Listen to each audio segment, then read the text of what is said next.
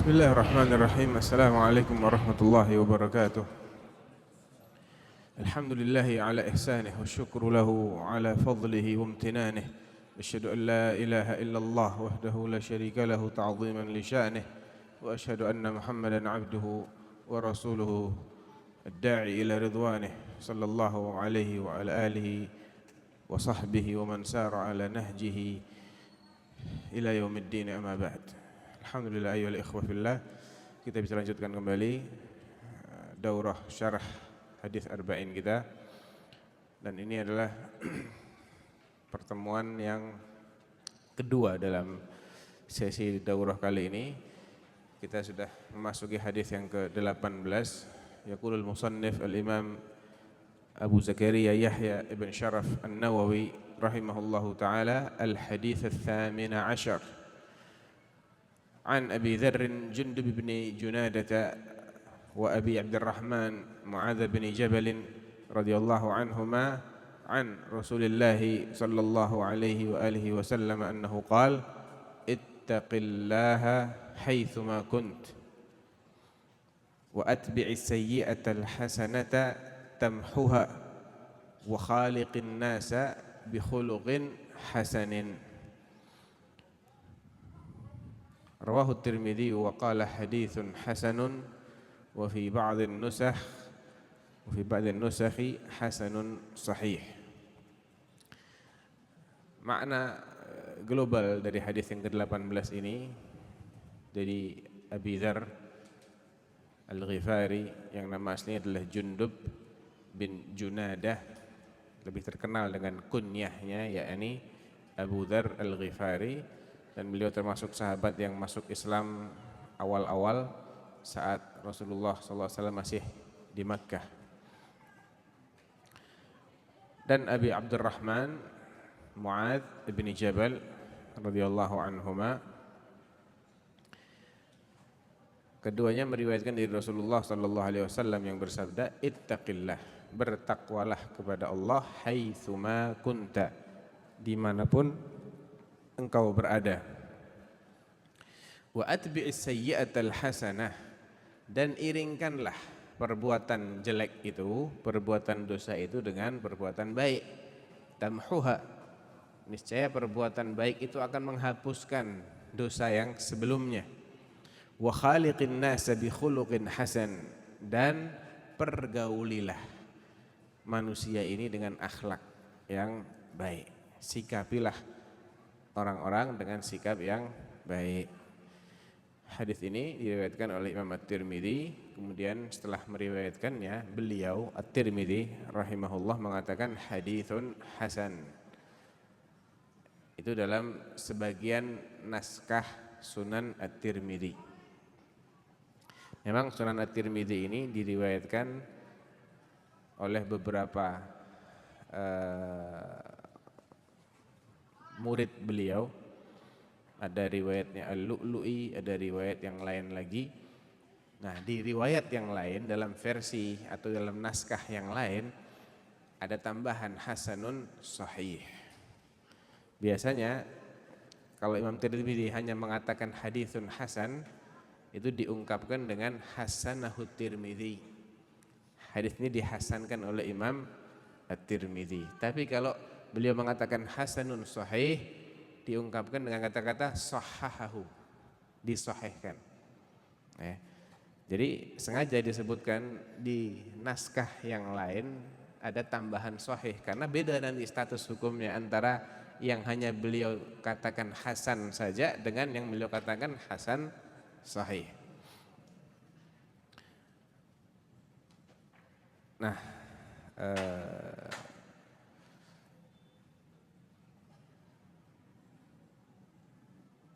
selain diriwayatkan oleh melalui jalurnya sahabat Abu Dzar Al-Ghifari radhiyallahu anhu, hadis ini juga diriwayatkan oleh sahabat Mu'adz bin Jabal. Hanya saja dalam Sunan At-Tirmidzi disebutkan nahwahu. Jadi Imam At-Tirmidzi tidak menukil lafaz hadisnya Mu'adz bin Jabal, namun hanya mengungkapkan dengan kata-kata dengan yang senada. Tapi persisnya seperti apa lafadznya tidak disebutkan oleh Imam At-Tirmidzi. Ini maksudnya lafadz hadisnya Mu'adz bin Jabal ini semakna, kurang lebih sama dengan lafadz hadisnya Abu Dzar Al-Ghifari.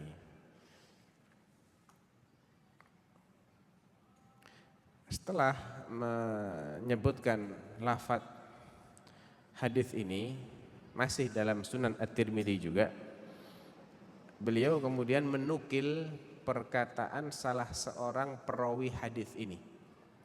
Dan itu kebetulan adalah syekhnya Imam At-Tirmidzi langsung. Guru langsungnya Imam At-Tirmidzi yang melalui gurunya ini beliau meriwayatkan hadisnya Abu Dzar dan hadisnya Mu'adz bin Jabal tersebut. Qala Mahmud bin Ghailan, salah seorang syekhnya Imam At-Tirmidzi yang namanya Mahmud bin Ghailan mengatakan was-sahihu haditsu Abi Dzar. Riwayat yang benar, yang valid adalah yang menisbatkan hadis ini kepada Abu Dzar, bukan kepada Mu'adz bin Jabal. Maksudnya yang sahabatnya itu sebetulnya adalah Abu Dzar Al-Ghifari. Sahabat yang meriwayatkan hadis ini secara valid itu Abu Dzar Al-Ghifari. Jadi hadis ini mahfuz an Abi Dzarrin. Jadi tidak ada sangkut pautnya dengan Mu'adz, sebetulnya begitu. Kenapa kok sampai dimasukkan namanya Mu'adz bin Jabal di sini?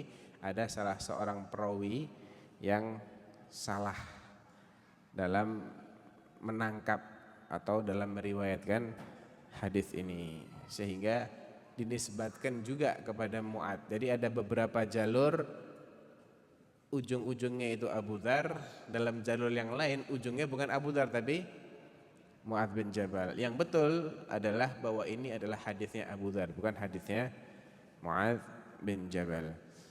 Kalau ada yang meriwayatkannya sebagai hadisnya Mu'adz, itu sanadnya dhaif. Dari segi sanad dhaif, tapi dari segi matan enggak masalah. Hadis itu terkadang diriwayatkan dalam beberapa sanad dan status sanadnya dhaif. Tapi hadis ini diriwayatkan oleh sahabat lainnya dengan nada seperti itu dan sanadnya sahih. Kesimpulannya hadisnya sahih atau dhaif? Hadisnya matannya sahih. Jadi kalau kita ingin menghukumi matan, itu kita harus kumpulkan semua jalur periwayatan hadis tersebut. Enggak cukup kita hanya menyandarkan kepada satu jalur saja. Kalau kita hanya menemukan satu jalur, maka kita hanya boleh menghukumi sanad jalur ini.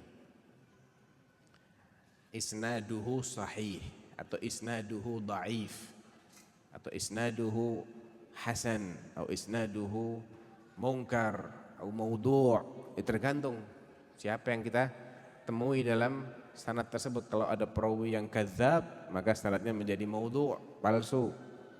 Kalau perawi-perawinya itu thiqat, berarti sahih. Kalau ada yang soduk berarti hasan. Kalau ada yang dhaif berarti dhaif, dan seterusnya. Kita hukumin sanadnya, tapi matannya kita harus cross check dengan hadis-hadis lain dalam bab itu ada enggak, gitu. Jadi enggak masalah walaupun hadis ini melalui jalurnya sahabat Mu'adz bin Jabal itu dhaif, tapi dari jalurnya sahabat Abu Dzar itu minimal hasan menurut At-Tirmidzi. Bahkan dalam naskah yang lain beliau mensahihkannya.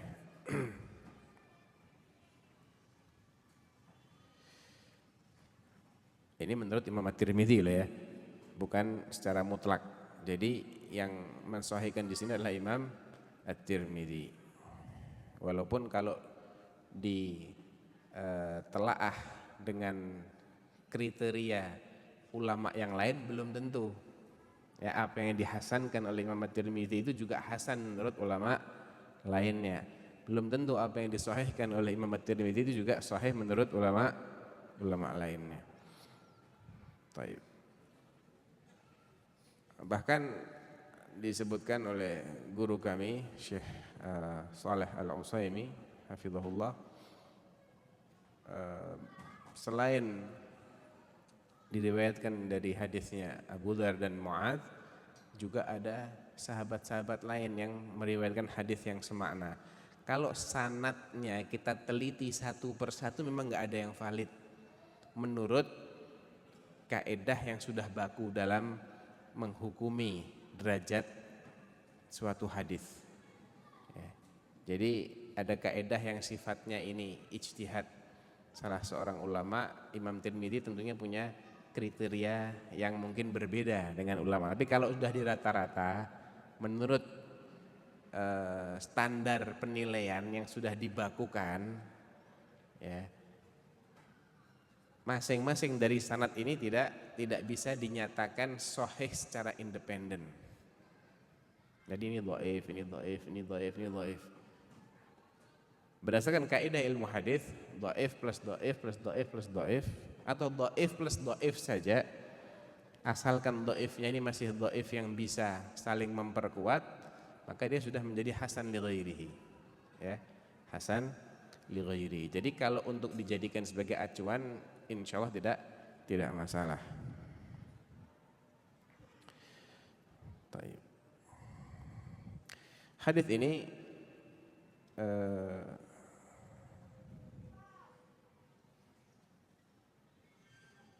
menyebutkan ada beberapa wasiat, ya, yang sangat penting dari Rasulullah Sallallahu Alaihi Wasallam. Yang pertama berkaitan dengan haknya Allah Subhanahu Wa Taala, yakni untuk bertakwa dan mengiringi dosa dengan perbuatan baik. Ini wasiat yang pertama. Ittaqillah haitsuma kunt wa atbi'is sayyi'atal hasanata tamhuha. Bertakwalah kepada Allah dimanapun engkau berada, dan iringilah perbuatan dosa itu dengan amal soleh supaya bisa menghapusnya. Wasiat berikutnya berkaitan dengan hak hambanya, hak manusia, yang diungkapkan dengan kata-kata wa khaliqin nasa bi khuluqin hasan. Bersikaplah, bergaullah dengan sesama manusia ini dengan akhlak yang baik. Takwa itu apa? Ya, ittaqillah. Takwa itu apa sih? Takwa secara syar'i adalah ittikhadul 'abdi wiqayatan bainahu wa baina ma yakhshah bimtithal khitab asy-syara'. Ya. Suatu kondisi atau sikap di mana si hamba ini berusaha menjaga dirinya dari apa-apa yang berpotensi membahayakannya. Jadi bagaimana seorang hamba itu menjaga dirinya, melindungi dirinya dari apa saja yang bisa membahayakan. Caranya bagaimana?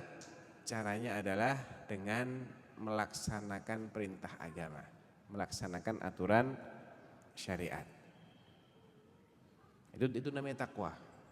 Jadi takwa itu sikap seorang berhati-hati, ya, tidak sembarang berbicara, menahan lisan dari perkataan yang tidak berguna, apalagi perkataan yang jelas-jelas dosa, mengendalikan anggota badannya, ditahan untuk tidak bermaksiat. Di samping itu menggunakan lisannya untuk hal-hal yang bermanfaat, menggunakan anggota badannya, nikmat Allah yang ada pada dirinya untuk beribadah. Ini masuk dalam pengertian takwa, karena aturan syariat itu meliputi perintah, larangan. Ada perintah, ada larangan. Ada juga yang sifatnya kabar berita. Kalau perintah dan larangan kita sikapi dengan ketaatan. Kalau kabar berita kita sikapi dengan keimanan, percaya. Lepas dari akal kita sudah bisa mencerna atau belum bisa mencerna, jangan sekali-kali kita menjadikan akal kita sebagai tolok ukur kebenaran yang mutlak. Kalau mutlak nggak boleh, nisbi boleh, ya. Mutlak nggak boleh. Karena akal kita ini serba terbatas. Serba terbatas akal kita. Setuju nggak? Setuju ya? Yakin? Betul? Hah?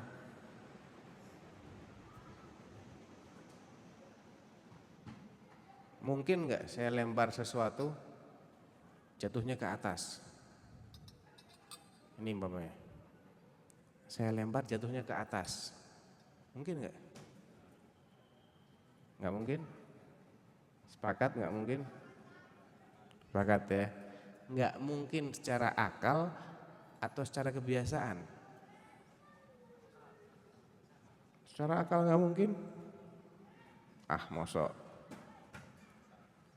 Kenapa kok nggak mungkin? Sekarang anak mau tanya. Nggak mungkin ini secara akal atau secara kebiasaan? Nah, udah berubah kan? Karena kita tahu sebabnya. Apa sebabnya? Ada gravitasi. Secara logika, kalau gravitasi kita nonaktif kan, mungkin nggak? Mungkin. Jadi akal kita ini nisbi. Kalau kita tahu sebabnya, kita bilang mungkin. 100 tahun yang lalu, kalau kita bilang, umpama kita hidup nih sekarang nih, 100 tahun yang lalu, tahun 1917.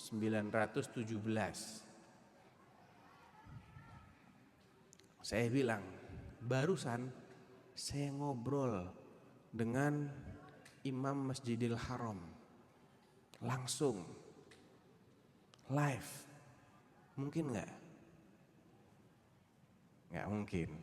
Kalau sekarang saya bilang begitu, ada yang nggak percaya, kampungan dia. Ya. Kampungan, nggak ngerti HP ini, ya. Karena udah tahu sebabnya kan. Dulu belum ada sebab-sebab untuk ke arah sana.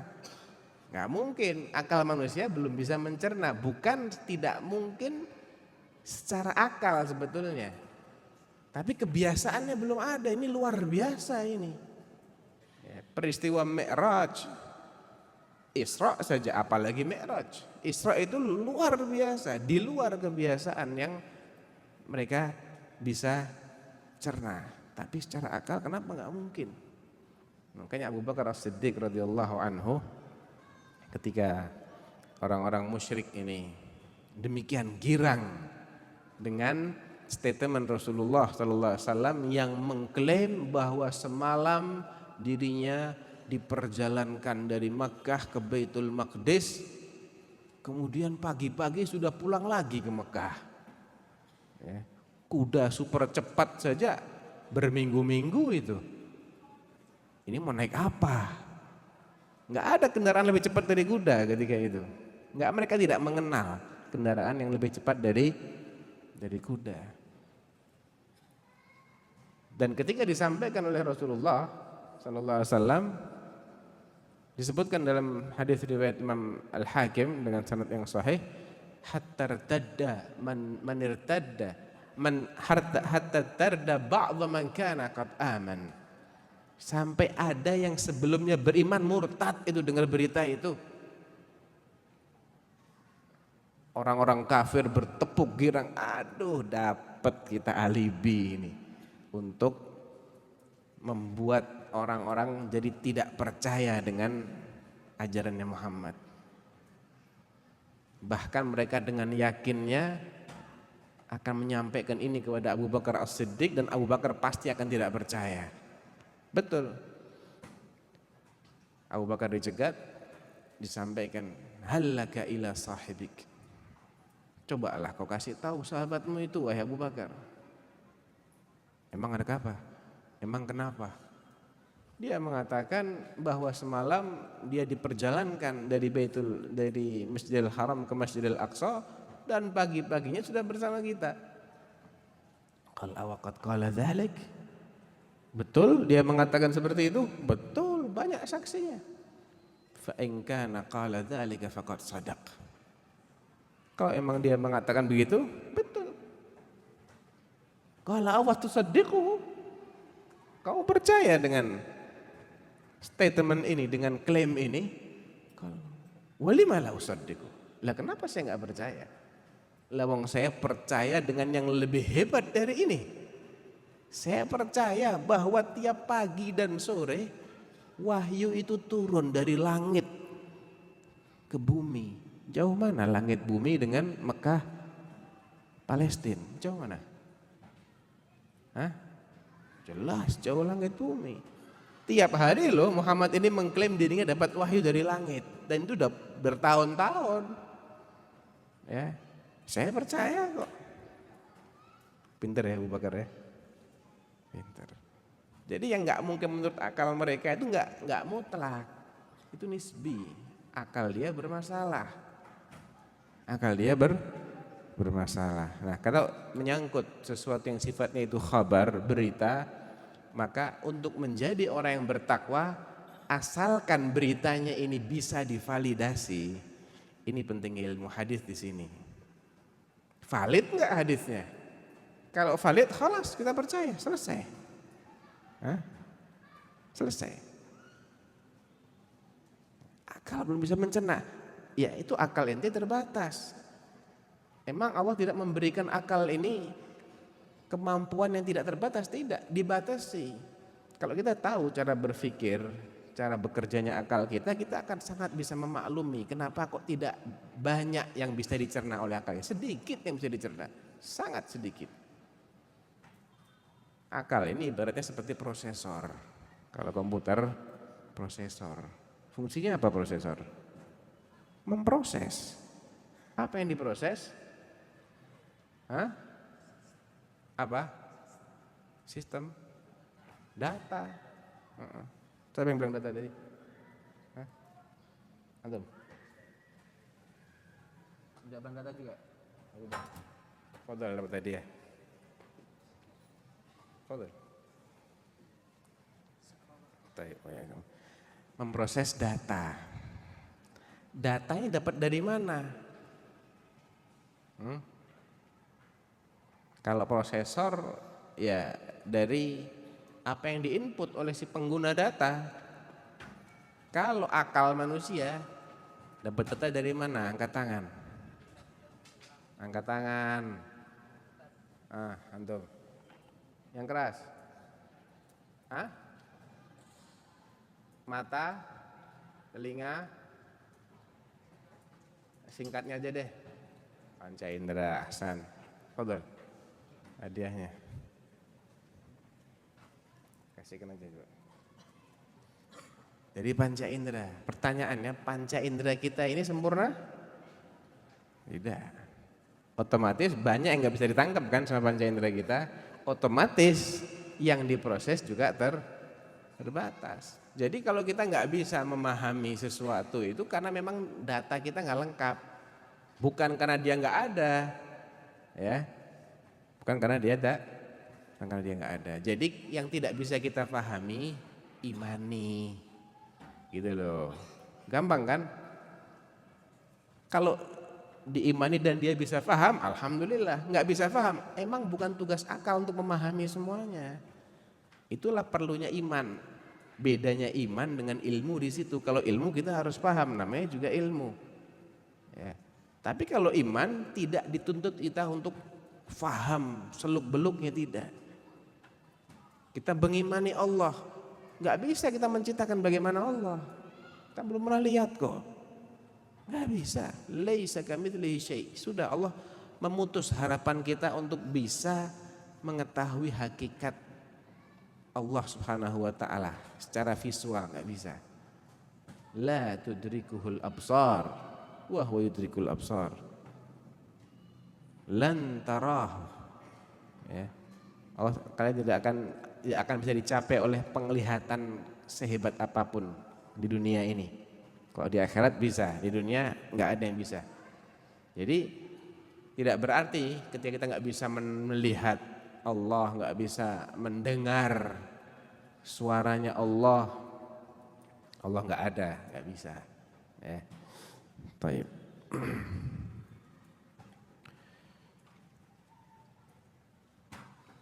Bagaimana cara seseorang itu mengiringi dosa dengan amal soleh? Ya, dengan melakukan perbuatan yang dianggap soleh setelah dia berdosa. Dan ada dua tingkatan dalam hal ini. Yang pertama, dia sengaja berbuat amal soleh agar dosanya dihapus oleh Allah, agar dosa yang sebelumnya dia lakukan itu dihapus oleh Allah Subhanahu wa taala. Ada juga orang yang berbuat amal soleh tapi tidak bermaksud bahwa dia ingin menghapuskan dosa yang lalu dengan amal solehnya ini. Yang lebih sempurna adalah yang pertama. Kenapa? Karena ada niat khusus dalam melakukan amal tersebut, dan niat ini adalah ibadah tambahan sebetulnya. Ya. Amal soleh itu sudah ibadah, ya. Dan amal soleh itu butuh niat. Kenapa saya sholat? Karena saya diperintah oleh Allah, itu ibadah.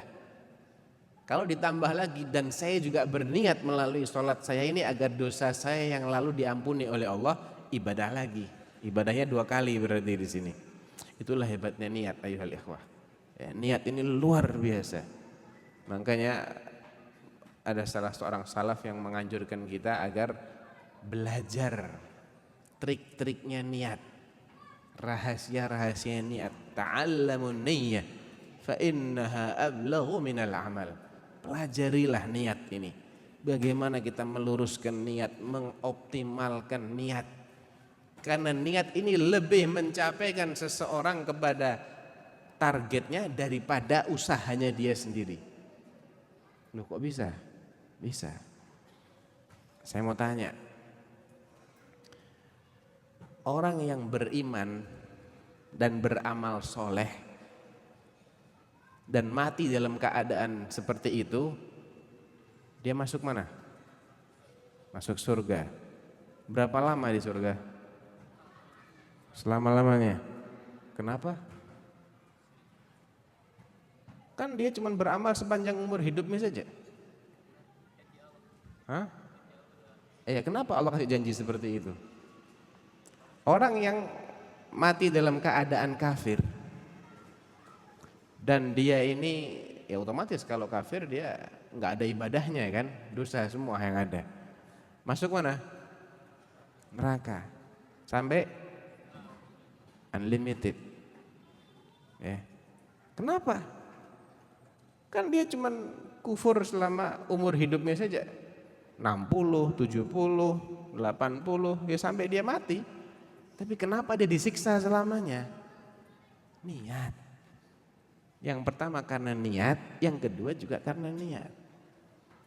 Niatnya si mukmin ini, dia akan terus beriman dan beramal soleh sampai kapanpun Allah hidupkan dia. Tapi berhubung Allah sudah punya ketentuan, kita nggak akan hidup selamanya. Ya sudah, cukuplah buat Allah, sudah dikontrak sekian, udah cukup. Dengan niatnya yang sepanjang selama-lamanya ini, Allah masukkan dia ke dalam jannah selama-lamanya. Kalau amalnya, apakah sudah sesuai untuk mendapatkan jannah selama-lamanya? Belum ya akhi, sama sekali belum. Amal kita ini gak ada apa-apanya. Boro-boro kita mau masuk jannah dengan amal kita. Untuk kita ini mensyukuri, untuk kita gak masuk neraka saja, amal soleh kita ini gak cukup buat nebus diri kita dari neraka, gak cukup. Karena kita punya kewajiban yang tidak mungkin kita bisa tunaikan secara sempurna kepada Allah. Kewajiban untuk bersyukur. Kalau kita belum mensyukuri semua nikmat Allah, berarti kita masih punya utang sama Allah. Dan jannah itu adalah pemberian hadiah yang tidak terhingga. Utang belum dibayar kok minta dikasih hadiah, mimpi. Tapi karena niat ini loh. Jadi Allah tidak memasukkan seseorang ke dalam jannah semata-mata karena usahanya. Tidak, usaha itu memang harus sebab dia. Tapi bukan satu-satunya, bukan faktor terbesar. Demikian juga orang masuk neraka juga karena itu. Jadi adil Allah. Emang dia nggak pernah berniat untuk jadi orang baik. Buktinya apa? Sampai mati tetap kafir. Bukti. Allah kasih dia kesempatan. sekian puluh tahun. Dan Allah sudah jelaskan, hati-hati ya, maut bisa datang setiap saat. Dia nggak peduli. Dia ditipu oleh angan-angannya, dia mau hidup terus. Padahal sudah tahu nggak ada orang hidup terus. Mati. Berarti emang nggak ada niat untuk jadi orang baik. Diganjar dengan niatnya untuk tetap kafir dan tetap maksiat tadi itu dengan neraka yang kekal. Ya. Penting nggak kalau gitu niat? Sangat penting. Lebih penting dari amal itu sendiri. Sekedar niat sudah amal soleh, niat yang baik, tapi amal belum tentu mendapatkan pahala kalau niatnya tidak baik. Jadi yang pertama itu lebih mulia, beribadah dengan niat untuk menghapuskan dosa-dosanya itu lebih afdal daripada sekedar beribadah tanpa ada tujuan tersebut. Adapun hak hamba yang disebutkan dalam hadis ini adalah yang diungkapkan oleh Rasulullah, wa khaliqin nasa bi khuluqin hasan. Dan ini merupakan bagian dari ketakwaan, tapi sengaja disebutkan secara terpisah untuk menunjukkan bahwa ini itu sangat urgen. Ya, itu memang bahasa Al-Qur'an begitu ya, uslub balaghahnya Al-Qur'an itu sudah disebut secara global, disebutkan lagi tapi lebih spesifik sebagai penekanan. Ya, sebagai penekanan. Sekaligus supaya orang lebih konsen ke sini. Ya. Dan agar orang itu sadar bahwasanya takwa itu tidak hanya antara dia dengan Allah, juga antara dia dengan manusia. Itu bagian dari ketakwaan. Ketakwaan itu tidak akan sempurna kalau dia hanya menjaga hubungan dia dengan Allah, tapi merusak hubungan dia dengan sama manusia, dilanggar hak-haknya. Ini bukan orang bertakwa. Al-khuluq wa khaliqin nasa bi khuluqin, khuluq akhlak itu memiliki dua pengertian secara syar'i. Yang pertama pengertian yang sifatnya umum, yaitu din. Agama itu sendiri adalah akhlak. Makanya Allah mengatakan dalam surat Al-Qalam ayat keempat, wa innaka la'ala khuluqin azim, ay la'ala dinin azim. Jadi sinonim khuluq itu salah satunya adalah din. Wa khaliqin nasa bi khuluqin hasan, itu khuluq di sini secara istilah syar'i bisa bermakna din, sebagaimana dalam ayat tadi itu, atau bermakna khusus. Kalau din itu makna yang sifatnya umum, kalau yang sifatnya khusus adalah yang terkait dengan muamalah, pergaulan sehari-hari antara manusia dengan sesamanya. Dan itu yang dimaksud dalam hadis ini. Jadi pengertian khuluq secara syar'i itu ada dua, akhlak secara umum yang artinya adalah agama, dan akhlak secara khusus yang artinya adalah tingkah laku seseorang. Dan ini yang dimaksud dengan dalam hadis ini. Ya, ini kita disuruh bergaul dengan mengatakan perkataan-perkataan yang baik dan dengan melakukan perbuatan-perbuatan yang baik. Sekarang pertanyaannya, bagaimana kita bisa mengetahui kalau ini itu adalah sikap yang baik? Ini adalah perilaku yang baik. Tolok ukurnya apa? Tolok ukurnya ada dua, syariat dan juga tradisi. Ya. Syariat sekaligus kebiasaan, tradisi yang berlaku. Kalau memang secara syar'i sikap ini adalah sikap terpuji dan secara tradisi juga terpuji, maka itu termasuk akhlak yang baik. Ya.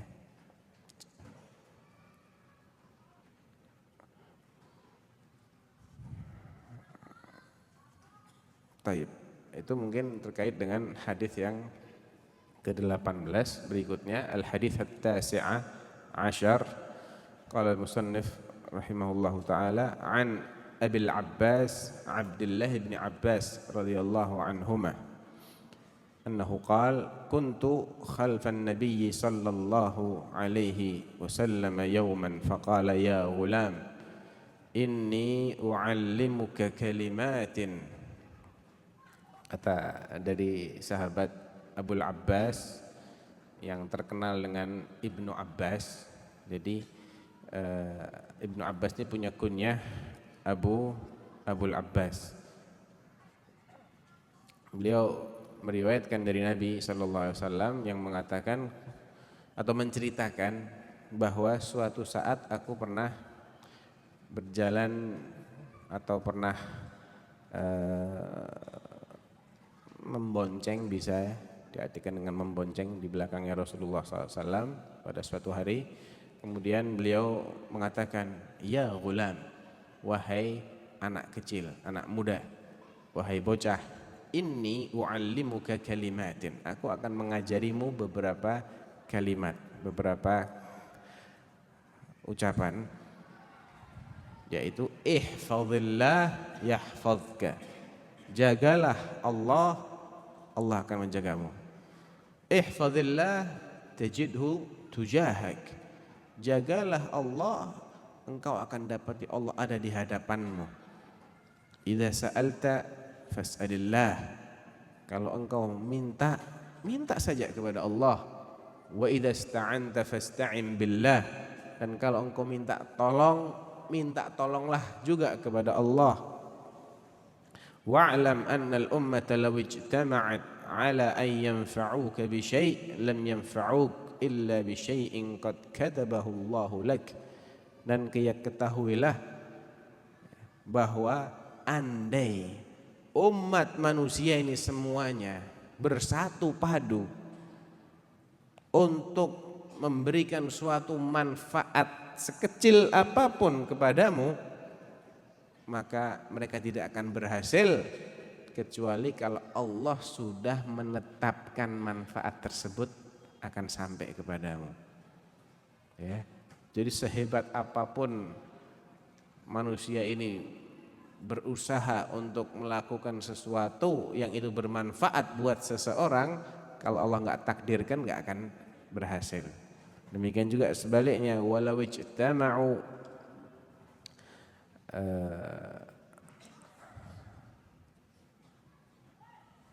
wa in ijtama'u 'ala an yadurruka bi syai'in lam yadurruk illa bi syai'in qad katabahu Allahu 'alaik.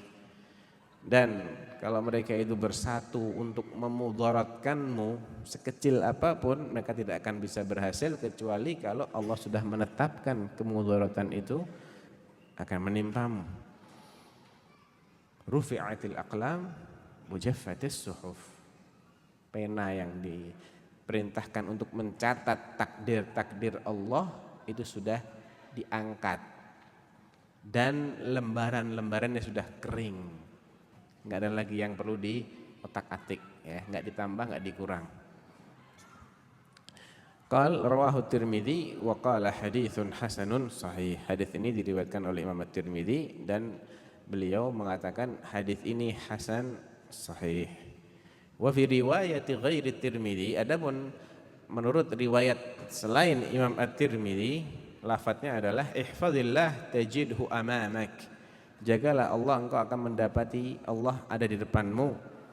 Ta'arraf ilallahi fir rakha ya'rifka fis syiddah, kenalilah Allah, ingatlah Allah ketika engkau dalam kondisi lapang, maka Allah akan mengingatmu ketika engkau dalam kondisi terjepit.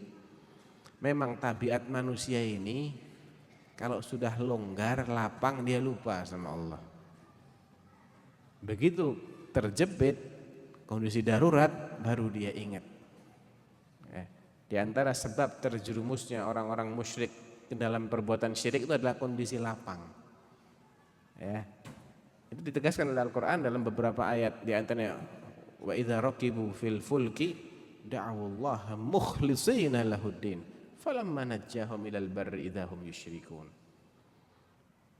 Ketika mereka sedang mengendarai bahtera, kapal di tengah samudra yang ombaknya itu dahsyat, mengombang-ambingkan bahtera mereka, ingatnya cuma sama Allah. Karena mereka tahu persis berhala mereka nggak ada manfaatnya ketika itu. Tapi ketika Allah sudah menyelamatkan mereka, tiba-tiba mereka kembali lagi berbuat syirik. Ya. Jadi itu tabiat manusia. Kondisi lapang itu sering melalaikan. Ya, kondisi lapang itu sering menjadikan manusia itu lalai. Nah, orang yang mengenal Allah dalam kondisi lapang, ya, Allah akan ingat dia. Walaupun Allah senantiasa ingat, tapi ingat di sini ingat yang bertimbal balik. Ya, ketika manusia ini mengingat Allah dengan tidak bermaksiat, walaupun dia diberi kemampuan untuk maksiat ketika itu, dengan perasaan aman, ya. Orang kalau merasa aman, dia terdorong nggak untuk maksiat? Terdorong. Dalam kamar, terkunci, gelap, pegang HP, mau buka situs apapun, siapa yang perlu ditakuti? Nggak ada. Tapi dia nggak maksiat ketika itu. Dengan orang di tengah umum, kalau dia nggak buka situs kayak gitu, emang dia ada orang yang lihat dia gitu loh. Dia tidak aman. Beda, kondisinya beda, tidak kondusif untuk berbuat maksiat. Nah, makanya orang yang masih dia ingat kepada Allah, menjaga aturan Allah dalam kondisi dia itu aman, tidak terancam jiwanya, lapang, tidak dalam kondisi kelaparan, dalam kondisi sakit parah juga tidak, lapang. Ini dia masih ingat sama Allah, maka itu akan berakibat Allah akan mengingat dia ketika dia betul-betul membutuhkan pertolongannya Allah. Ya'rifka fi syiddah, Allah akan ingat sama kamu dalam kondisi yang berat. Wa'lam annama akhta'aka lam yakun liyusibak wa annama asabaka lam yakun liyukhti'ak. Ketahuilah bahwa apa yang luput darimu ya memang tidak akan mengenaimu, dan apa yang mengenaimu emang gak akan luput darimu. Sudah memang takdirnya begitu. Kalau belum ya belum memang. Kalau sudah kena ya memang sudah ditentukan oleh Allah. Wa'lam anna an-nasra ma'as sabr wa anna al-faraja ma'al karb wa anna ma'al usri yusra. Ketahuilah juga bahwa pertolongan itu disebabkan oleh adanya kesabaran yang mendahului. Jadi bersama dengan kesabaran akan muncul pertolongan Allah, dan bersama dengan musibah akan turun kelapangan, kelonggaran, jalan keluar, dan bersama kesulitan ada kemudahan. Hadis ini diriwayatkan oleh Imam At-Tirmidzi dalam sunannya, tapi tidak dengan mencantumkan wa inijtama'u ala ayyadurruk, tapi lafadznya walau ijtama'u. Jadi kadang memang Imam An-Nawawi rahimahullah itu menyalin atau menulis kitab ini nampaknya ya dengan mengandalkan hafalan beliau.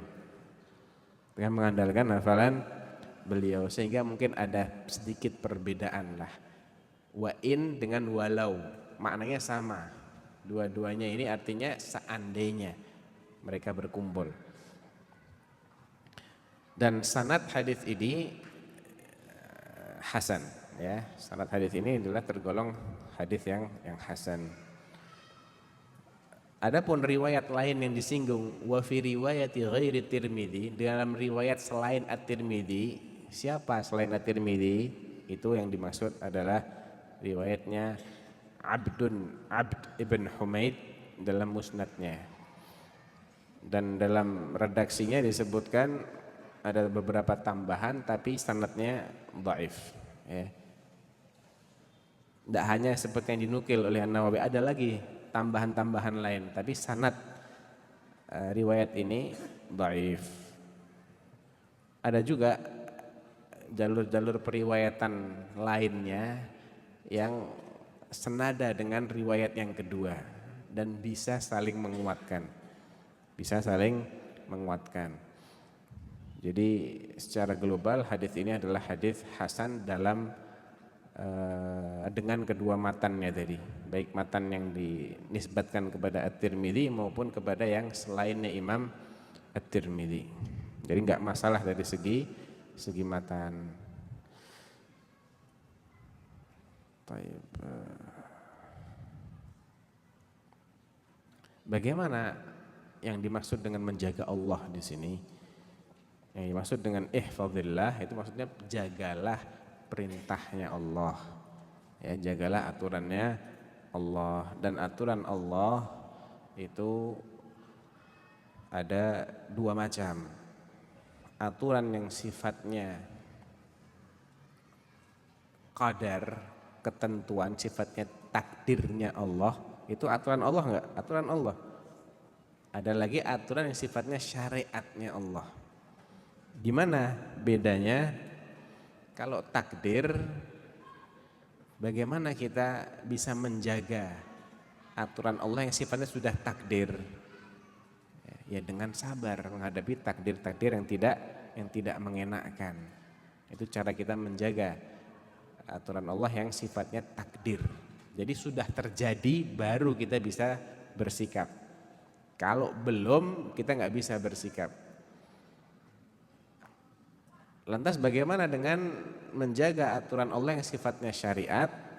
Ya ini dengan seperti yang tadi saya telah singgung, kalau itu berita maka kita apakan? Kalau berita sifatnya kita imani, kita percayai. Ya. Kalau sifatnya perintah ya kita laksanakan. Kalau larangan ya kita tinggalkan apa jauhi? Hah? Angkat tangan. Jauhi. Kenapa nggak ditinggalkan?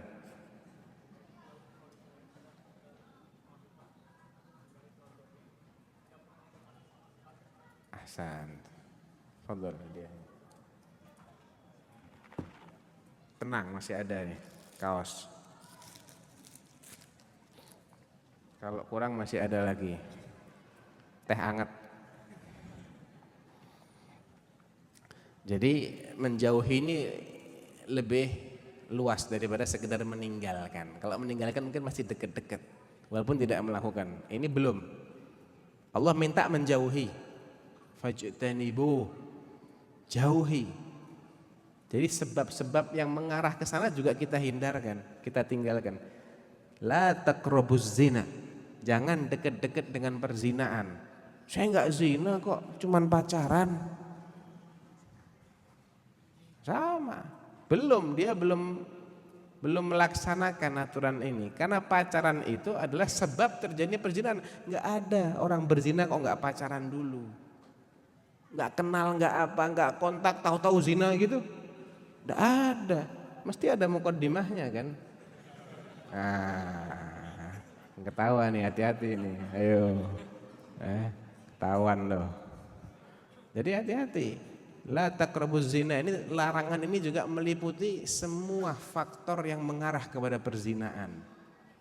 Chatting-chattingan. Permulaan kan gitu toh? Ya enggak?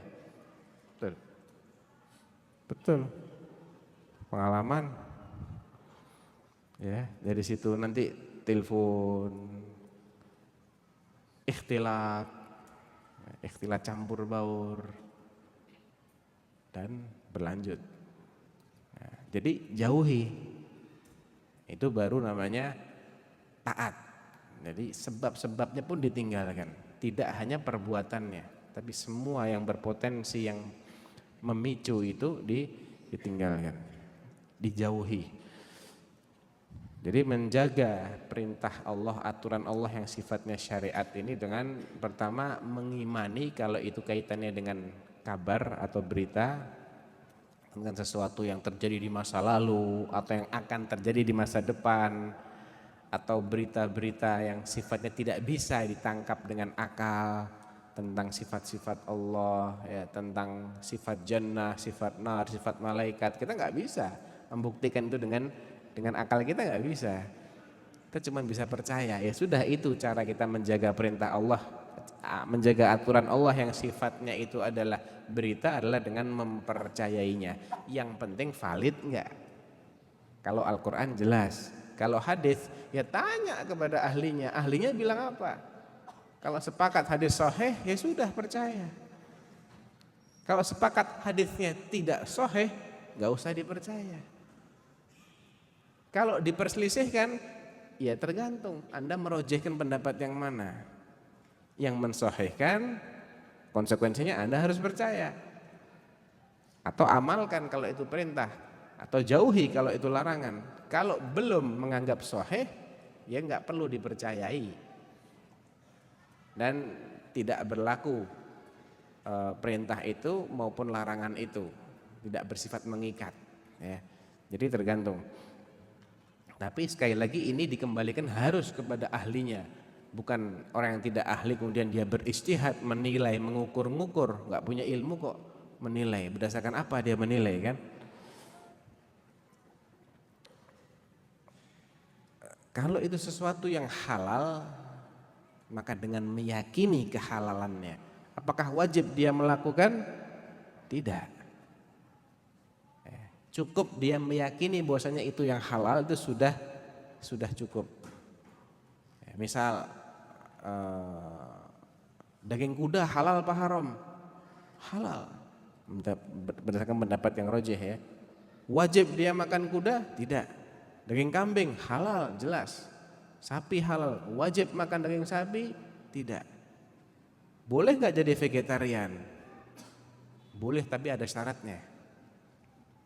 Boleh tapi bersyarat. Syarat yang pertama, tidak boleh ada keyakinan bahwa vegetarian itu dianjurkan dalam Islam. Ya. Sekedar boleh saja boleh, tapi tidak menjadikan orang itu lebih afdal daripada yang pemakan daging, karnivor. Ya. Yang kedua, dia harus meyakini bahwa makanan yang tidak dia makan itu, daging itu halal. Cuman saya tidak memakannya, tapi itu halal. Dan tidak lebih baik ketika saya tidak memakan ini, tidak secara syar'i tidak lebih baik. Gak apa-apa. Tapi kalau ada keyakinan vegetarian itu disunnahkan, bid'ah itu malah. Iya, dosa ente punya keyakinan kayak gitu, gak boleh. Apalagi mengatakan daging itu gak baik dikonsumsi. Apalagi sampai mengatakan haram. Kalau tidak baik secara mutlak, Rasulullah makan daging kok. Ya, jadi ada kalanya kita menjaga aturan Allah itu melalui i'tiqad sudah cukup. Ya, sudah cukup melalui i'tiqad. Bahkan itu yang lebih diutamakan. Kalau sesuatu yang haram tidak cukup meyakini keharaman, tapi harus dibarengi dengan menjauhi. Sesuatu yang hukumnya wajib nggak cukup dengan meyakini itu sebagai kewajiban, tapi juga harus dengan melaksanakan. Nah, kalau seseorang ini sudah menjaga aturan Allah, baik yang sifatnya takdir maupun yang sifatnya syariat tadi, ganjarannya apa? Allah akan menjaga dia. Dalam riwayat yang dalam bahasa lain, Allah akan senantiasa ada di hadapannya. Nah, jadi pertama Allah akan jaga dia, yang kedua Allah akan senantiasa siap menolongnya. Jadi kiasannya itu Allah ada di depan terus. Maksudnya Allah senantiasa siap menolongnya, ya.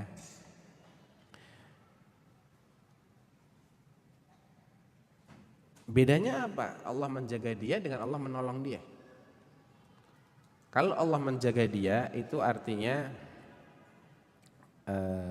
melindungi dari sesuatu yang membahayakan. Kalau menolong artinya Allah menyelamatkan dia ketika sudah terjerumus dalam sesuatu yang berbahaya. Yang pertama itu preventif, yang kedua ini adalah apa kalau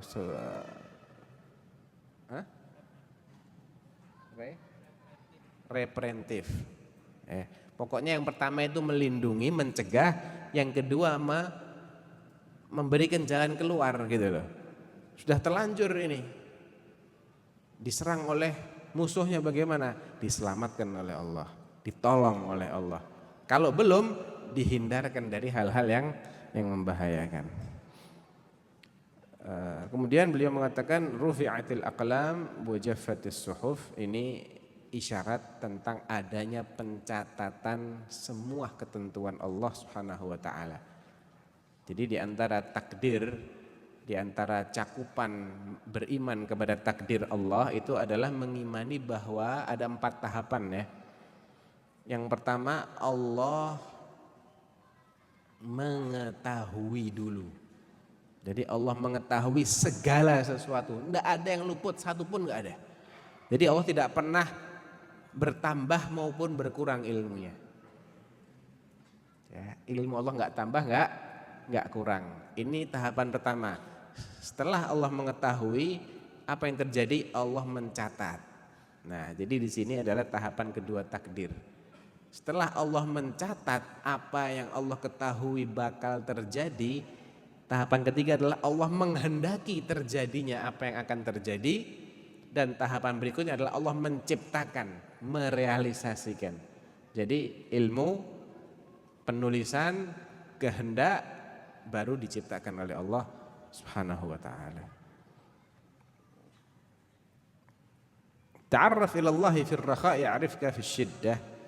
Ini menunjukkan adanya amal dan balasan. Amalnya apa? Kita mengenali Allah. Balasannya apa? Allah mengenali hambanya. Ya. Cara atau jenis kita mengenal Allah itu ada 2 macam. Ya, mengenal Allah itu bagaimana? Ada 2 macam. Yang pertama,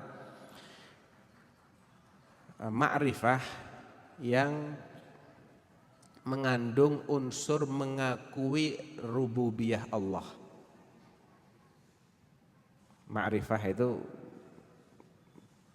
pengetahuan yang di samping tahu dia juga mengakui. Apa yang diakui? Rububiyahnya Allah. Jadi Allah sebagai Al-Khaliq, sebagai sang pencipta, sebagai penguasa dari apa yang diciptakannya, sebagai pengatur mutlak dari apa yang diciptakan dan dikuasainya. Dan ini banyak yang mengakui, walaupun ada sebagian yang tidak sempurna, tapi banyak. Secara global rata-rata manusia itu muslim maupun kafirnya mengakui yang seperti ini ya. Kalau masih tidak ngakui juga itu takabur sebetulnya. Takabur itu. Yang kedua, ma'rifah yang mengandung unsur mengakui uluhiyah Allah. Ini termasuk bagian dari ma'rifatullah. Nah, jadi mengakui bahwasanya memang Allah yang pantas untuk diibadahi dan berhak untuk diibadahi. Ya. Dan ini khusus dimiliki oleh kaum muslimin, kaum mukminin. Jadi cakupan dari ma'rifatullah itu apa? Mengakui rububiyah Allah, dan yang kedua mengakui ilahiyah atau uluhiyah Allah Subhanahu wa taala. Kalau Allah mengenal kita bagaimana atau bukan bagaimana, jenisnya seperti apa? Yang pertama sifatnya umum. Ya, Allah mengenal secara umum, yakni Allah mengetahui gerak-gerik kita. Enggak ada yang terluput. Jadi bukan Allah nggak kenal sama kita tuh Allah nggak tahu kita ngapain, bukan itu. Nggak ada. Kalau seperti ini tidak mungkin dinafikan, senantiasa ada. Jadi ilmu Allah itu menyertai kita, siapapun orangnya Allah pasti tahu semua gerak-geriknya. Itu ma'rifah yang sifatnya umum. Jadi muslim, kafir semua dikenal, diketahui, direkam oleh Allah. Ma'rifah yang kedua ini yang sifatnya khusus. Apa?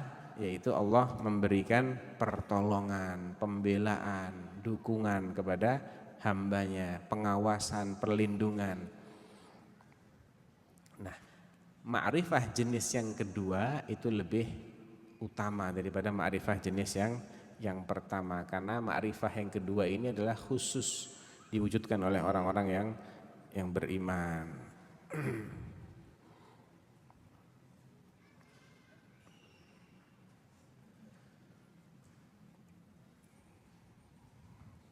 Baik,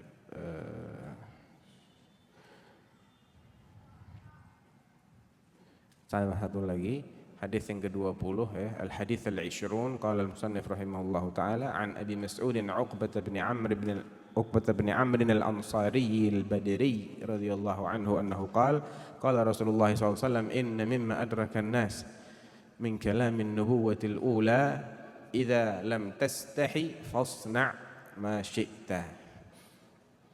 Rawahul Bukhari. Hadis ini diriwayatkan oleh Imam Al-Bukhari saja, tidak ada dalam Sahih Muslim. Maksudnya dari inna mimma adrakan nas, Abu Mas'ud Al-Badri Uqbah bin Amr namanya ya, Al-Ansari Al-Badri. Ada yang mengatakan bahwa beliau dinisbatkan kepada Badri itu bukan karena beliau termasuk peserta perang Badar, tapi karena beliau tinggal di lokasi saja, di desa. Badar itu sebuah desa, jaraknya dari kota Madinah sekitar mungkin 100 sekian puluh kilo lah, hampir 200-an kilo. Jadi sahabatnya namanya Abu Mas'ud, julukannya Abu Mas'ud, namanya Uqbah bin Amr Al-Ansari Al-Badri radhiyallahu anhu. Beliau meriwayatkan bahwa Rasulullah SAW bersabda, sesungguhnya di antara apa yang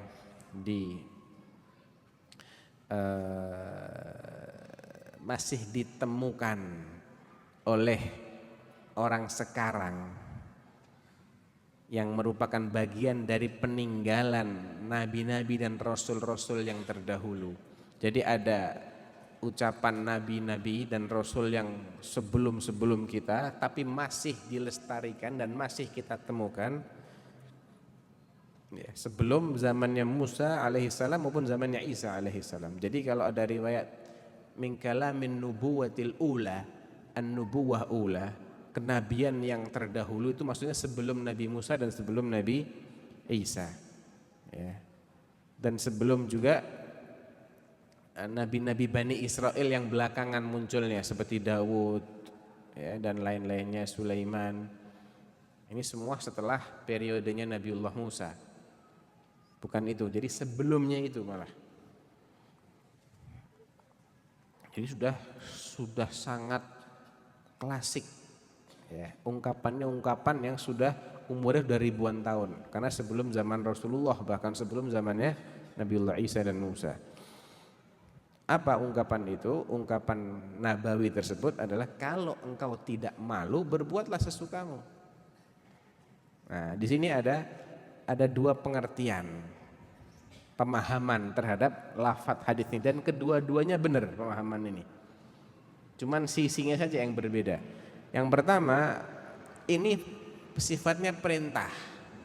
Ya kalau memang kamu tidak malu melakukan, lakukan saja. Apa yang menghalangi kamu untuk melakukan sesuatu yang kamu memang tidak malu gitu loh. Perintah berarti. Idza lam tastahi fasna ma syi'ta. Tapi kalau kamu masih malu, ya jangan. Jadi difahami secara zahirnya. Zahirnya ada perintah fasna, perbuatlah. Syaratnya apa? Kau tidak malu. Pemahaman yang kedua, ini bukan perintah, tapi adalah ada dua pengertian di sini. Ya. Pertama, ini ancaman, tantangan dari Allah. Enggak malu, ayo berbuat sesukamu. Ya, Allah mengancam, hati-hati kamu ya. Memang kalau kamu enggak punya malu, kamu akan berbuat semuanya, semaunya. Yang kedua, ini berita. Ya, jadi seandainya orang itu masih memiliki rasa malu, maka dia pasti akan terhindar dari perbuatan itu. Ya. Tapi kalau dia nggak punya rasa malu, maka dia akan berbuat tanpa ada yang bisa mencegahnya. Kembali ke makna yang pertama yang sifatnya sesuai dengan zahirnya. Jadi yang perlu jadi pertimbangan adalah malu enggak sih kita untuk berbuat seperti ini? Kalau enggak apa-apa. Ya, kalau enggak tidak mengapa. Tidak perlu dicela. Ya. Karena memang bukan sesuatu yang memalukan untuk dilakukan. Tapi lain kalau itu pengertian yang kedua. Jadi ini merupakan isyarat bahwasanya rasa malu itu memiliki pengaruh yang sangat positif, yaitu menghalangi seseorang dari melakukan sesuatu yang tidak pantas atau mengatakan perkataan yang tidak layak.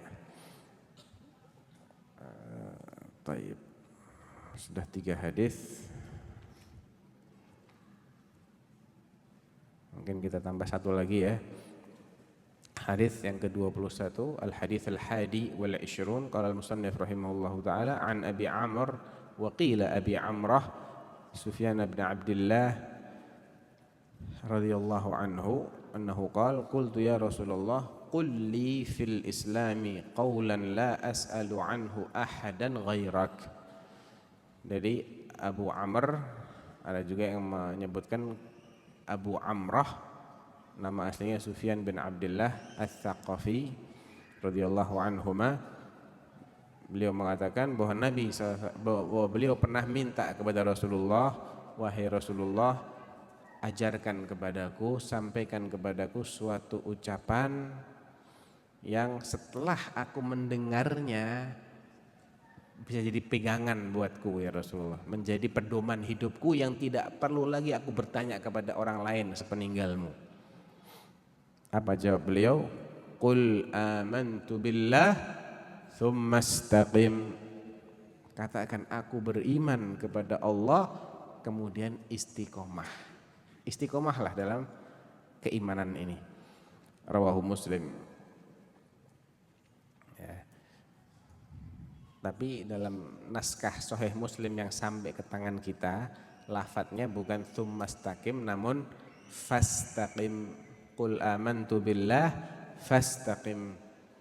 Ya. Jadi enggak masalah, maknanya masih sama. Jadi intinya adalah bukan hanya seseorang itu mengucapkan dirinya ini sudah beriman. Betul, itu penting. Ya, iman itu memang salah satu cakupannya adalah ucapan dengan lisan, nggak bisa dinafikan, nggak bisa. Hanya saja tidak cukup seseorang itu hanya mengucapkan, namun juga harus ada bukti, dan bukti nggak cukup sekali 2 kali, tapi harus continue. Istiqomah ini yang berat. Istiqomah itu yang berat. Makanya pahala orang istiqomah ini luar biasa. Innal ladzina qalu rabbunallahu tsumma istaqamu. Apa ayatnya? Sampai bisa lanjut. Angkat tangan. Terus?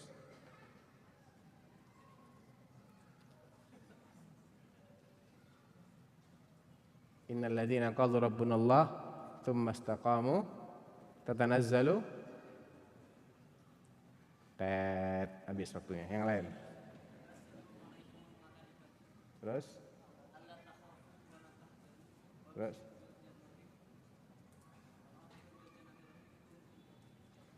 Kuntum? Ahsan. Fadhal. Mau buku atau mau baju? Hah? Baju aja. Kaos ini bukan baju. Fadhal. Antum sudah nyoba nggak apa-apa deh, ya.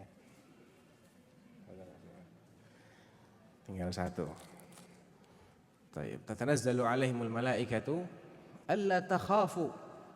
Itu ketika dia menjelang wafat, orang yang selama hidupnya ini mengikrarkan Rabbunallah titik, tidak, tsumastaqamu.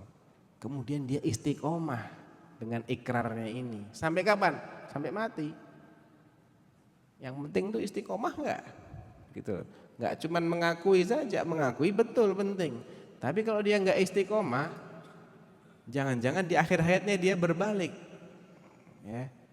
Ini yang bahaya. Makanya istiqomah itu yang berat. Yang penting itu istiqomah. Kalau dia istiqomah sampai dia meninggal, malaikat akan turun, memberikan dia ketenangan, nenangkan dia. La takhafu. Jangan engkau khawatir menghadapi apa yang akan kau hadapi. Wala tahzanu. Dan jangan engkau sedih meninggalkan apa yang kau tinggalkan. Anak istri bagaimana? Sudah ada yang ngurus. Nahnu auliyaukum. Kami yang ngurusin kalian. Fil hayatid dunya wa fil akhirah. Di dunia maupun di akhirat. Udah tenang. Allah yang ngurusi. Apa yang dikhawatirkan kan? Walakum fiha ma tadda'i anfusukum walakum fiha ma tashtahi anfusukum walakum fiha ma tad'un. Ya. Wa absyiru bil jannati allati kuntum tu'adun. Dan berbahagialah, enggak usah takut dan enggak usah sedih, kami yang mengurusi kalian di dunia dan di akhirat, dan berbahagialah dengan jannah yang dijanjikan untuk kalian. Sudah apa yang dicari setelah itu? Enggak ada. Itu pahala istiqomah. Nah, hakikat istiqomah itu apa hakikatnya? Jadi usaha meluruskan, menempatkan diri kita ini pada jalur yang lurus. As-siratul mustaqim. Bagaimana kita nih senantiasa berusaha menggiring kita untuk terus berada di situ, enggak keluar-keluar dari as-sirat al-mustaqim. Apa as-siratul mustaqim? Al-Islam. Dari din Islam ini, dari syariat Islam, dari ajaran Islam. Ya. Jadi orang yang mustaqim, yang istiqomah itu bahasa Arabnya orang yang istiqomah itu bahasa Arabnya mustaqim. Ya. Itu adalah orang yang senantiasa tunduk patuh menjalankan syariat Islam, berpegang teguh lahir maupun batin, enggak cuman lahirnya tapi batinnya protes, enggak bisa. Itu belum istiqomah. Lahirnya tunduk, batinnya pasrah dengan penuh lapang dada. Ya. Itu baru orang yang istiqomah. Sampai kapan? Sampai mati. Baik.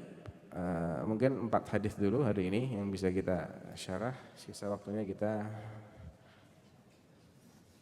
banyak banget pertanyaannya nih.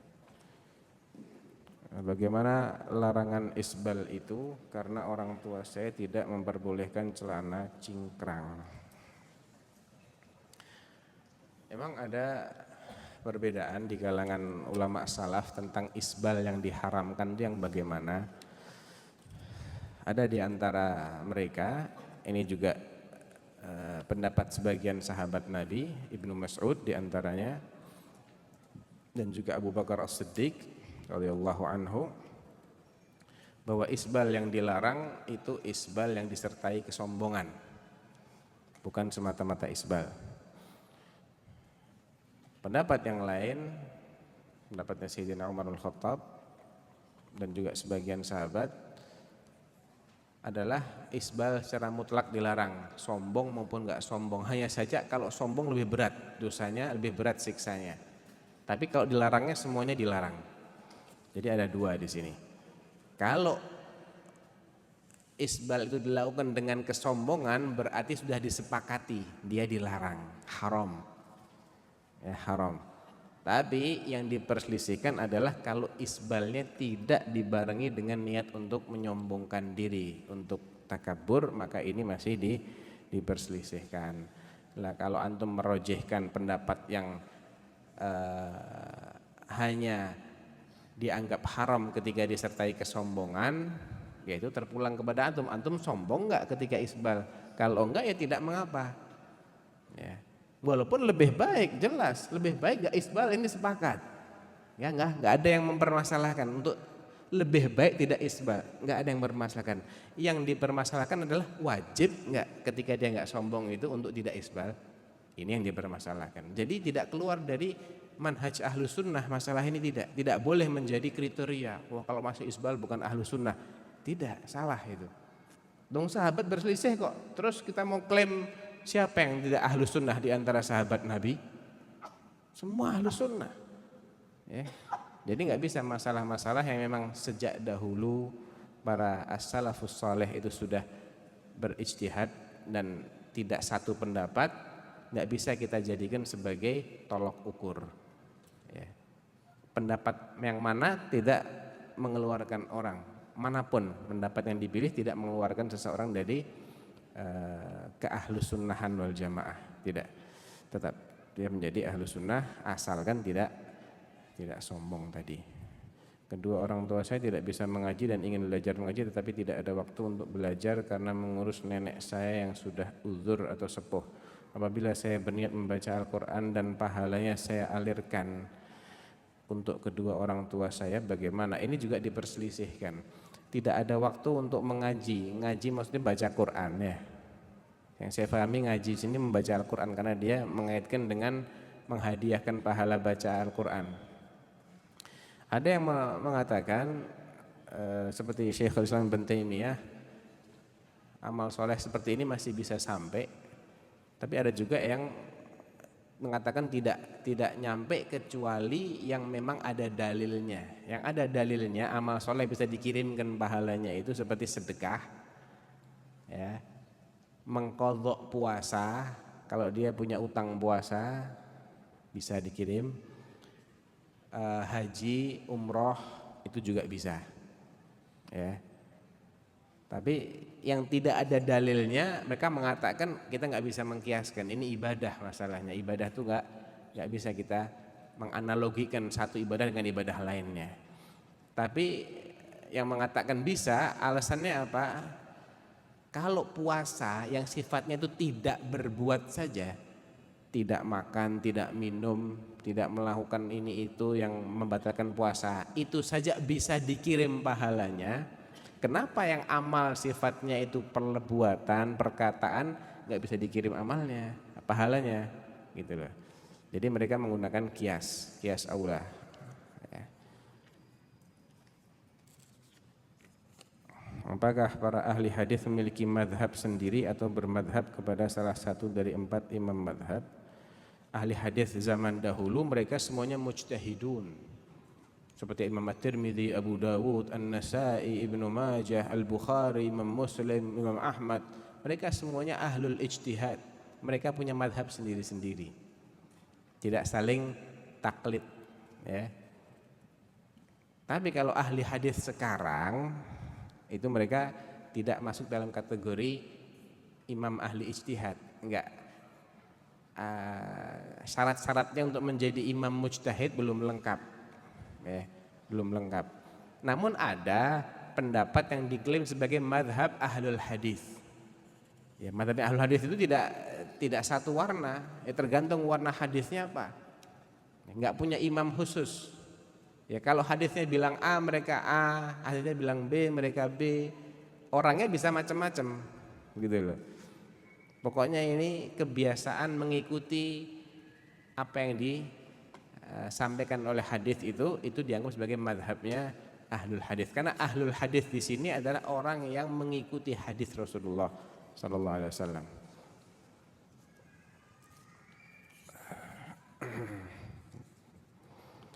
Adakah dalil sahih yang menyebutkan bahwa seseorang batal sholatnya karena isbal? Setahu saya kalau batal, saya tidak tahu.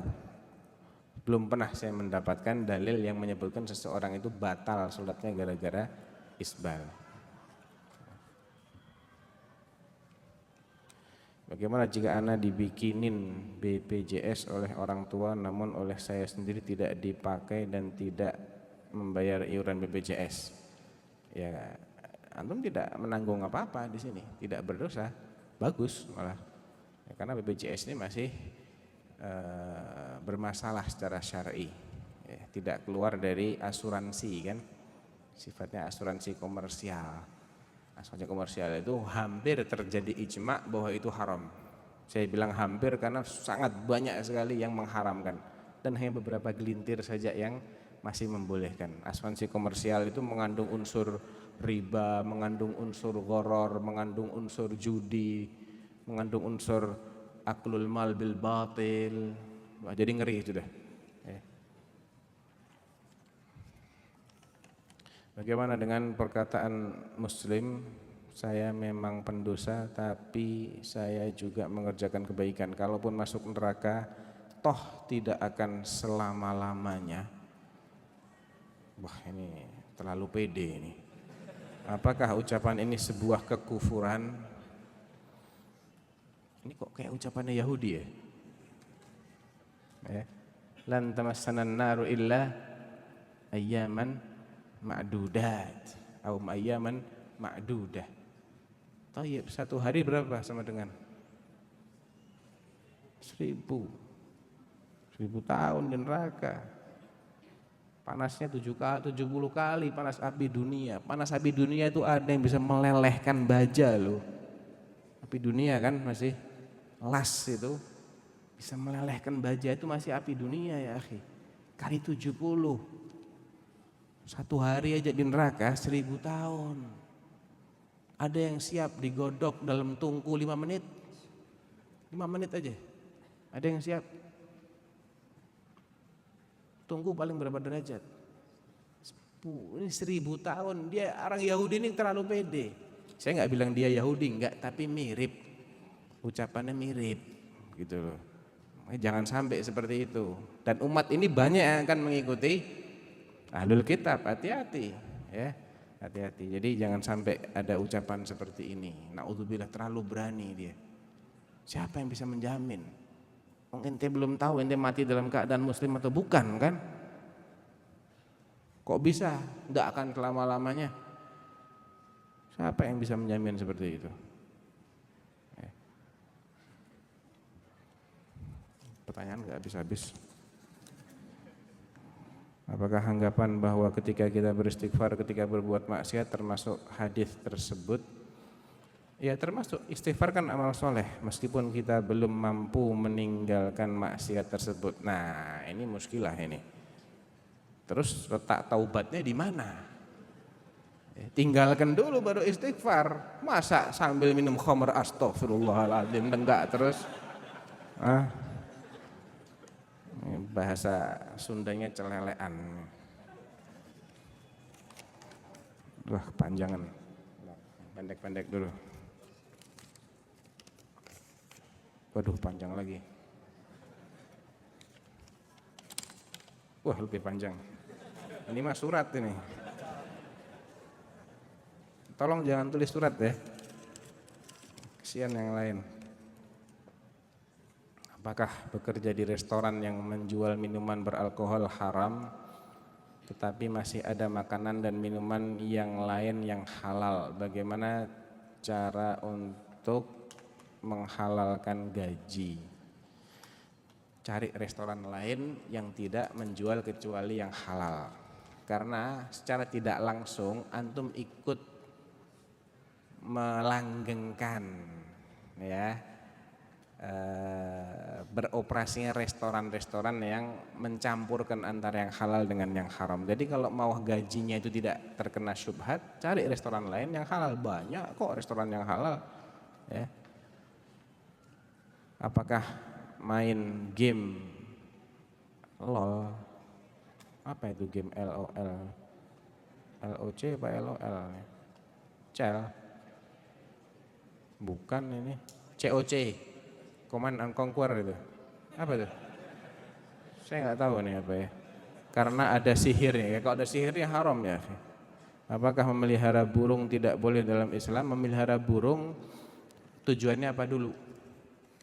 Buat lomba nggak boleh. Buat dinikmatin suaranya boleh, asalkan dipenuhi haknya, dikasih makan, kasih minum, ya, dipelihara, boleh. Itu tujuannya untuk apa dulu?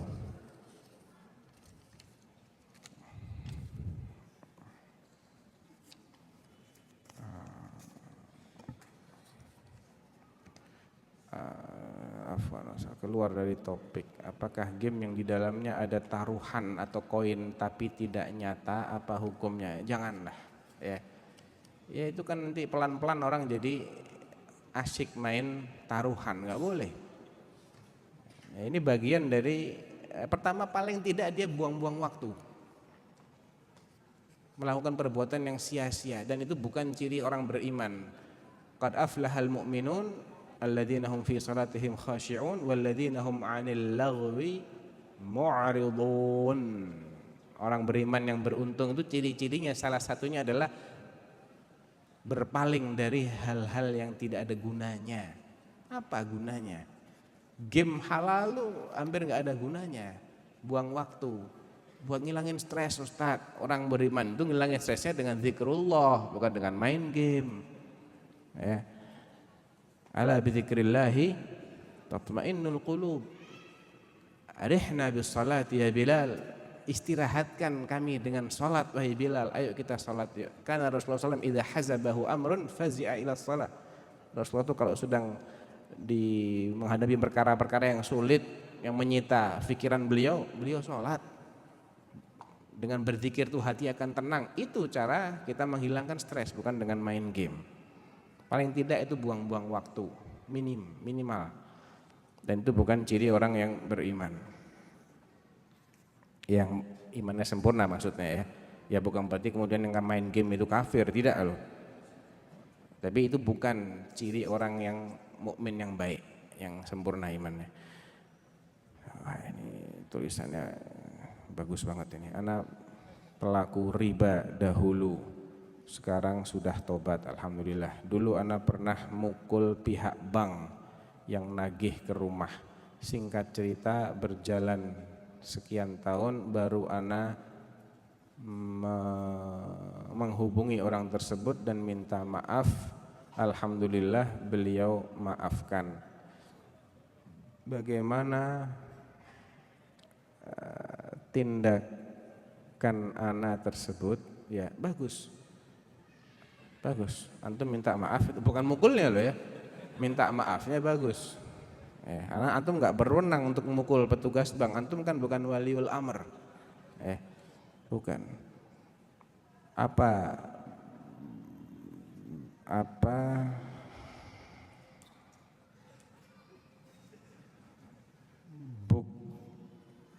ini nggak kebaca ini, tuntunan tentang marah ini ya Ustadz.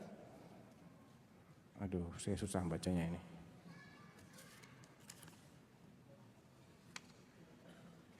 Saya mau nanya, sudah 2 bulan ini saya memutuskan untuk berhijrah di jalan Allah. Sebelumnya kehidupan saya sangat kelam.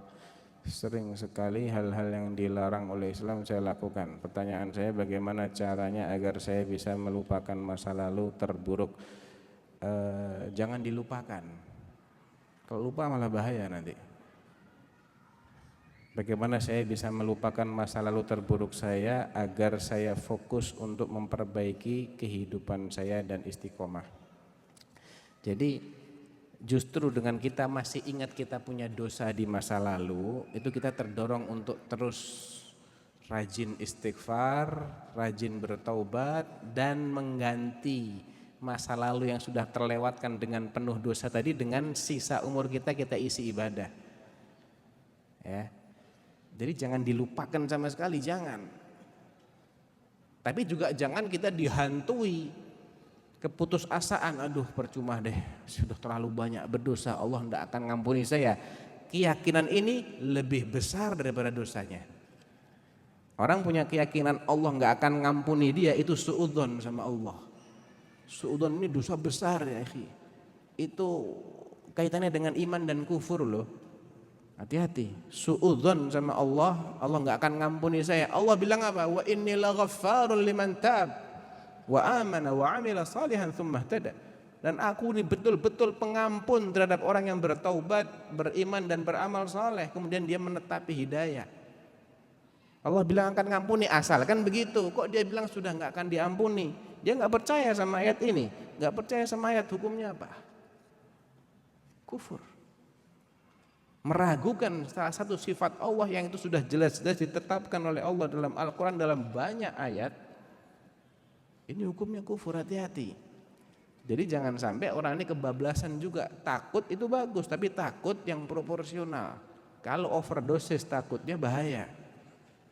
Ya. Berharap itu bagus, tapi juga proporsional. Jangan overdosis PD-nya kayak tadi ini. Toh saya tidak akan masuk neraka selama-lamanya. Ini overdosis semua nih, bahaya. Jadi yang proporsional, ada harapan, ada roja, ada khauf, tapi proporsional. Roja atau harapan yang baik itu adalah harapan yang tidak menjadikan seseorang ini kemudian meninggalkan amal soleh, Ya, menyandarkan dengan taubat sekali aja udah cukup. Dan dia lupa begitu saja. Padahal belum tentu taubatnya diterima sama Allah. Jangan sampai menjadikan seorang itu demikian yakin amalnya pasti diterima. Kalau pasti siapa yang berani menjamin? Nggak ada. Tapi jangan kemudian dia putus asa. Udah nggak usah beramal deh, nggak akan diterima. Jangan juga begitu. Jadi harus imbang.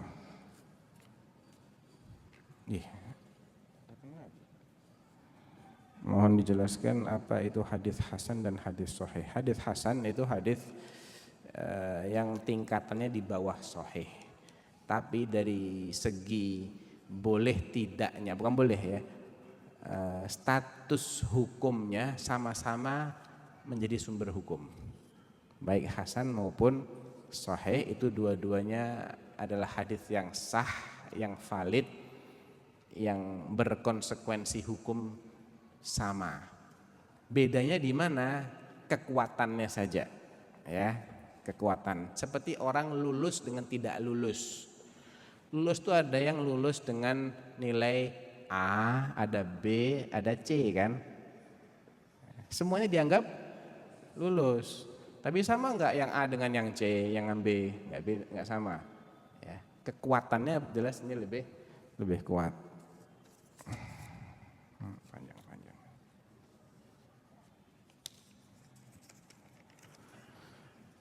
Bagaimana sikap kita yang tidak kuliah ilmu hadis, mana dhaifah,